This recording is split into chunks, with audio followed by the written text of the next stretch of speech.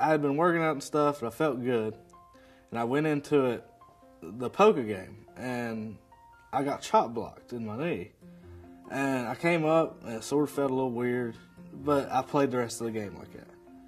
And then we did some head-to-head contact, and, you know, it involved pushing and stuff. And that's when I really started to feel it. Something wasn't right.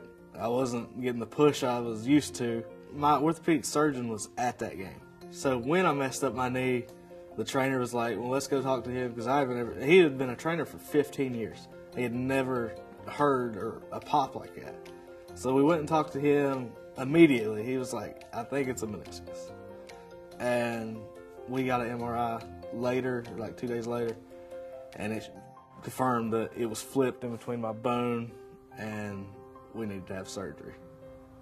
You have two options. With mine, with how big of the meniscus I had tore, they was thinking about possibly like opening this side up to get to it, because how much I tore, they didn't know if they could get to it.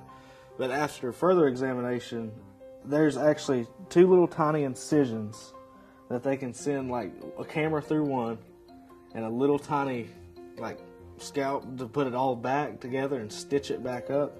They can send it through the other little teeny tiny hole I have. Well, I had, now it's healed up.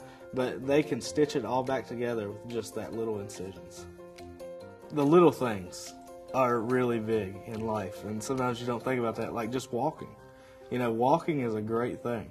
And when you're sitting on the couch watching everybody walk by you, and you're like, hey, could you bring me something?